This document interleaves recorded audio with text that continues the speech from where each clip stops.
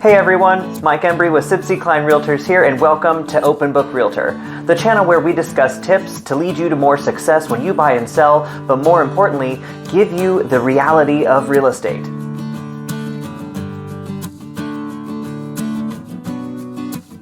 Today we're talking about the mistakes that some sellers make that actually prevent them from even getting to closing. It could cost them tens of thousands of dollars that they just left on the table, or cause some courts to even get involved, which can be even more costly.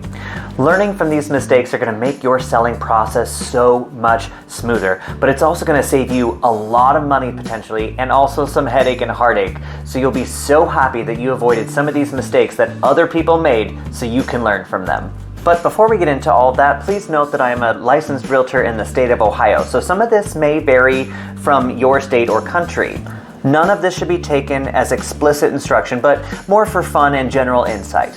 Consult your realtor or attorney with contract and process questions. If you're looking to buy or sell real estate in the greater Dayton, Ohio areas, I would love to work with you. If not, don't worry though, I am a relocation specialist with the leading real estate companies of the world, specializing in the best connections for buyers and sellers around the globe.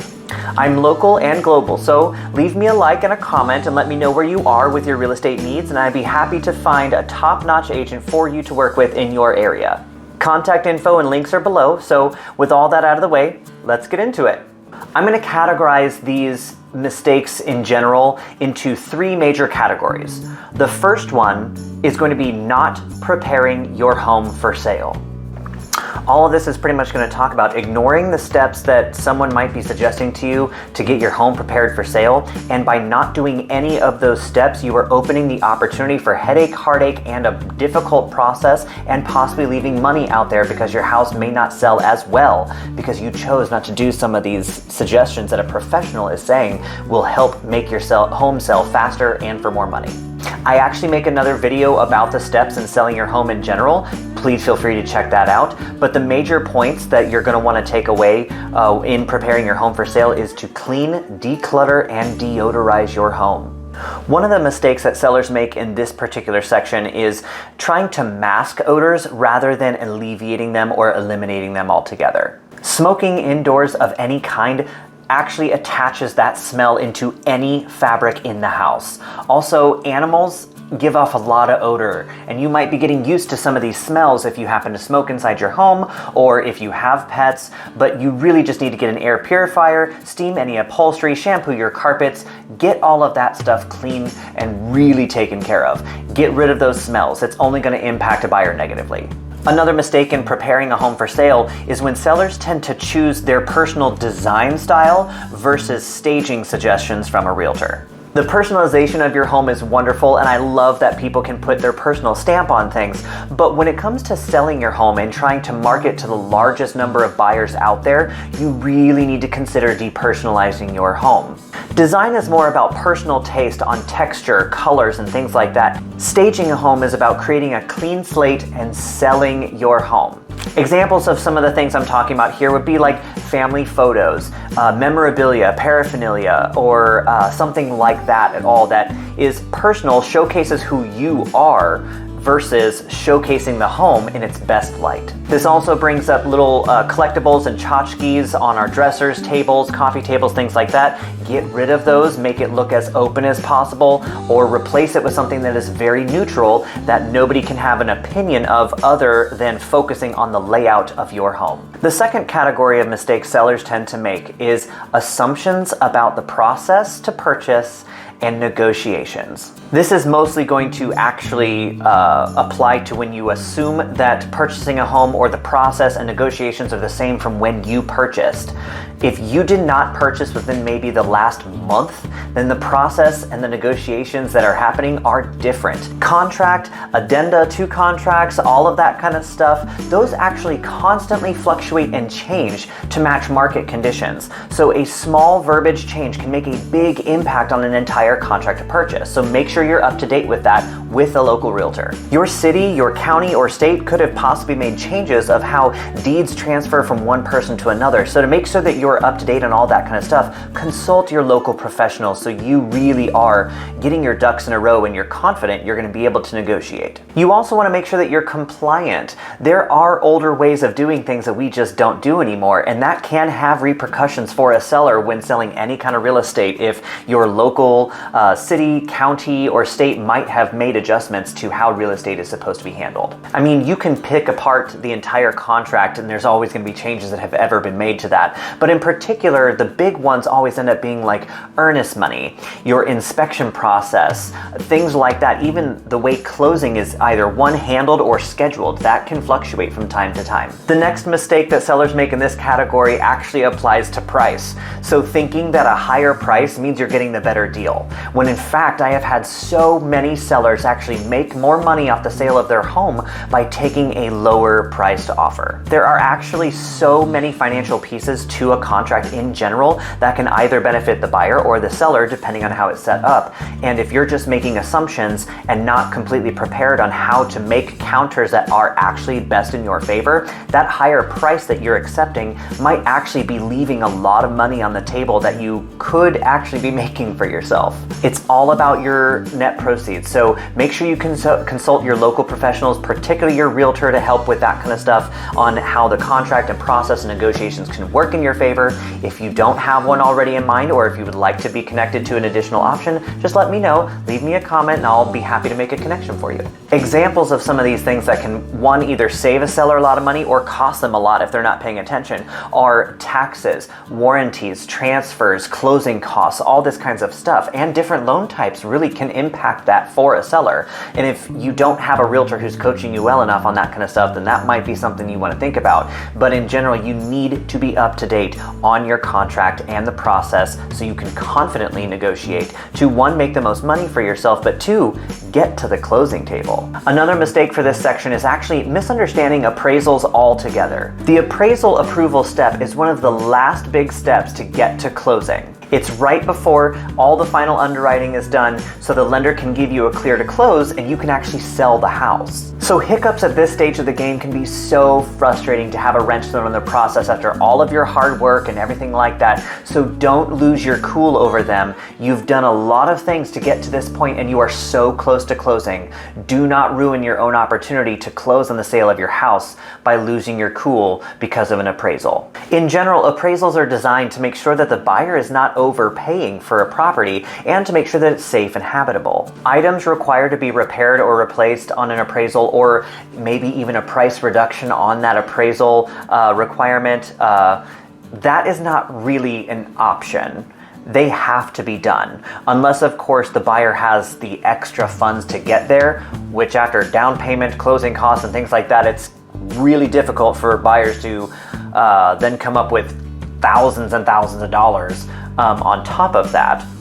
But then also any of the repair items, that's not negotiable. Those are not up for interpretation. That is an official entity in order to close, saying these things must be done. If these aren't closed or at least addressed financially via escrow holdbacks or something like that, if that is not addressed, you cannot close. So do not delay on these. Do not think that someone's taking advantage of you or think you're getting screwed over. No one's doing this to you. This is out of everyone's hands. So keep your cool, stay level-headed, because this is what we need to do to get to the closing table, regardless of what anyone's opinion of the situation actually is. It is an official entity saying, get this done or you can't close. A lot of these tend to be rather minor things, like I mentioned, but examples of them are GFI or GFCI outlets or handrails. Maybe there could be some flaking paint somewhere. So they are inconvenient, but they are rather minor and they can be addressed quickly. Get that appraiser back out there so you can keep the whole process on track. Do not delay on these. And honestly, if all it takes is to replace an outlet to close and sell your home, then just do it. Or you could just realize that an outlet prevented you from being able to sell your house. The third category of mistakes that sellers tend to make are going to be summed up in letting your ego and money and greed get in the way. Particularly when you're repairing or updating your home and things like that, this is a big spot where people tend to avoid spending money to try and get a quick fix so they can make more or something to that effect. For repairs, I like to call this fixing or repairing with duct tape. That's really what it kind of comes down to. A cheap repair is basically like doing something with duct tape, because that's cheap repair or cheap replacement that you did is going to lead to more and more small repairs that are going to happen in the near future anyway, and then eventually have to be replaced, yada, yada, yada. So when it's all said and done, you're going to be spending a lot more money on all of those teeny tiny little repairs that you went the cheap route for than to just repair it or replace it right the first time. And you don't ever have to worry about it for so long. And it's really an upgrade at that point, because one of those repairs could have adjusted how the mechanics work on it, and it might work even better than it did before, rather than just slapping something on it for a quick fix to get through. A good contractor repair or replacement when it's needed is really actually good for the transaction itself too, because it can alleviate some problems when it comes to appraisal or inspections and things of that nature. A lot of the times professionals tend to warrant their work, which brings a buyer a lot of comfort. If they know you did something with a contractor rather than yourself, they're going to trust the work a bit more, regardless of what your personal background is. You can, be a contractor yourself or something like that. But if you can't show credentials about it, then a general buyer is just not going to trust that it was done right. For updates and upgrades, make sure you don't use cheap materials or go the cheap route on this kind of stuff either. Just like repairs or replacements, poor quality updates lead to more and more repairs and replacements down the road because of the lack of quality. And that actually negates the entire purpose of doing the upgrade in the first place, because you were wanting to get more value out of your home, or you wanted to do a literal upgrade on the home. But if you do something so cheaply, then it actually sets you up to lose money on the sale of your home or something like that, because it was so outdated and or it was done so poorly that it now has to be replaced again anyway. A lot of this comes to things like flooring, roof, decks, lighting, and things like that. A buyer does not want to spend top dollar on that property, knowing that as soon as they move in, they're going to have to replace and repair a lot of stuff that was done because it was either done poorly or really cheaply anyway. Also, make sure you check with your realtor about what upgrades to consider doing.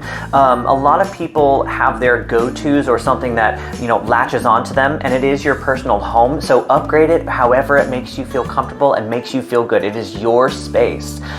However, when it comes to those upgrades, an appraiser is only going to give you a credit for the materials that are actually there. They're not going to give you a valuation above or higher to match what you paid for it.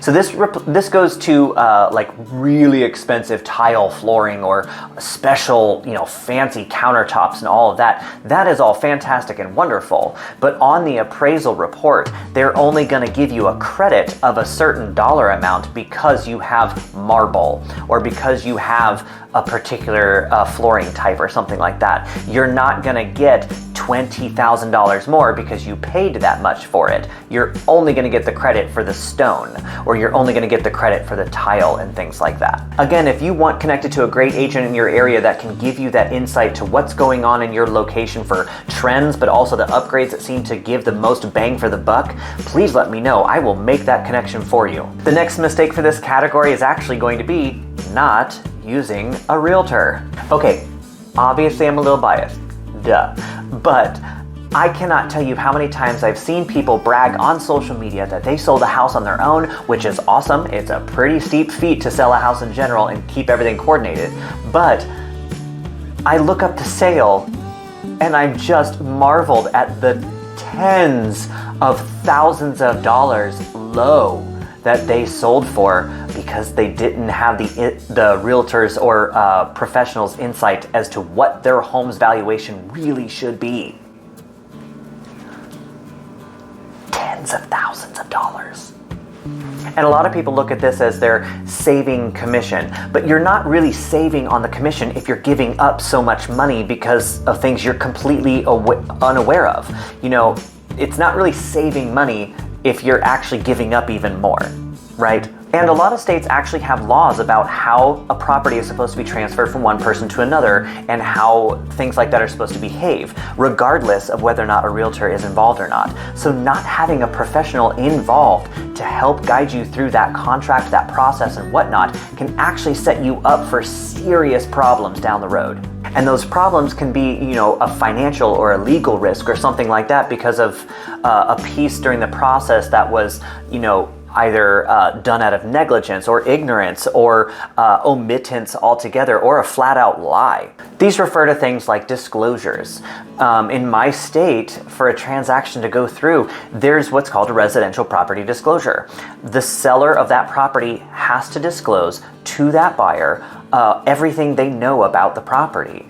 That way the buyer knows what they're getting themselves into. So that way they don't move in and then 1 month later their entire basement floods, but the seller knew the entire time, and all of that headache, heartache process and whatnot could have been avoided for that buyer. So my state really does not play games when it comes to disclosure. So don't get yourself caught up by omitting or being completely negligent during your process by choosing not to use a realtor.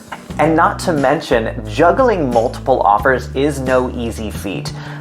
Telling the difference in all of those contracts and making sure that everything is compliant and, your best interests are actually being looked out for because you're only focusing on that price, you're not paying attention to the other 14 pages in some of these contracts, that can get you into a lot of trouble. This really is important to have someone on your side who's going to fine-tooth comb things for you, present all these different offers in front of you, and help you make those decisions just based off the information that makes the most sense for you. And also, keeping a binding contract moving forward, there are so many moving pieces to this that a lot of people have no idea are going on behind the scenes. And your realtor is the one that's coordinating most of that to help make sure everything's actually moving forward and working for you. This is what realtors do. This is what we do day in and day out. So if you need connected, let me know. I'll get one for you. The other mistakes that sellers tend to make in this category is setting yourself up for false expectations or contradicting yourself in general. Just because a house in your neighborhood at some point relatively recently sold in one day with 475 showings within 24 hours and they got 1 million offers and all of them were over asking price and blah, blah, blah, blah, blah, blah, blah, blah, blah. Just because that happened to them does not mean it's going to happen to yours. So don't expect that unless your real estate professional has given you that insight of something that you should expect. But they're the ones that can give that to you, not a third-party website that has a blue logo that rhymes with willow. Every single transaction is different. That's really important to remember, that just because your neighbor's house sold for a certain price, that doesn't mean that yours is going to. Unless you are an exact replica of that house and it sold just within maybe the last month, do not expect that price. In the positive or the negative. You might be pleasantly surprised when you speak to a real estate professional that your home has so many updates or features to it that are better than others, which means yours going to sell for more than you may have thought of. But if you're not talking to a realtor, you're not getting that actual insight information. Or two, you may have been expecting a high price and it's actually going to be selling for lower. And having that lens of an appraiser to look through all the comps to try and make sure that you're set up for the most success is the realtor's job. If you are not willing to do something for one of your prospective buyers, then don't expect something like that of the next sellers of the property you're about to purchase. Make sense?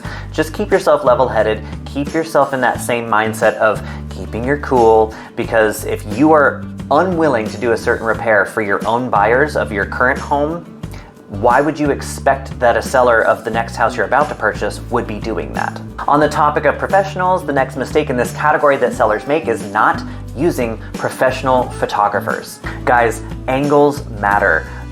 The room size can really fluctuate based on the angle that photo is being taken. Also, lighting matters. It can add serious comfort to a buyer just in a photo by having good lighting in that room. And the positioning can matter. This applies to things like mirrors. We all have seen them online where somebody in their, half-clothed self is taking a picture of their bathroom, not even paying attention that they are full right there in the photo. Use a photographer, because these people are specifically trained in landscape, architecture, and real estate photography to know that one step to the right or the one step to the left or what have you will actually make the room seem so much bigger. They also know how to make themselves disappear. I have absolutely seen these photographs from these photographers inside tiny little half bathrooms where I see the mirror in the photo and everything, but the photographer is invisible. Let the trained professional do their job. They will absolutely enhance the interest that buyers have online because of how great your photos are, which means more showings, which means more offers, and a higher price when you sell your house. I have actually had so many buyers completely avoid even going to see a home whatsoever because either one had no photos at all, or two, the photos were so poor that they just made everything look crappy. I mean, it was bad lighting, bad angles, you couldn't tell layout for anything, and it's really doing yourself a disservice by not hiring a professional photographer. All right, everybody, that's all I've got for today. To summarize though, our 3 mistakes that sellers were making is not preparing our home for sale, assuming that they know everything about the process and negotiations, and letting their ego and money and greed get in the way. Okay, you've worked so hard to get to this point and you're about to have the opportunity to move on to another step in life. Don't let these mistakes hinder you from being able to make those accomplishments happen for yourself. And I hope you like this information. If not, let me know. Leave me a comment of what you think I should do better. I want to get better for you. If you did find something useful for this, let me know that too, or let me know a story of some of this that's maybe happened to you or anything like that. All right, guys, we will see you next time. Take care.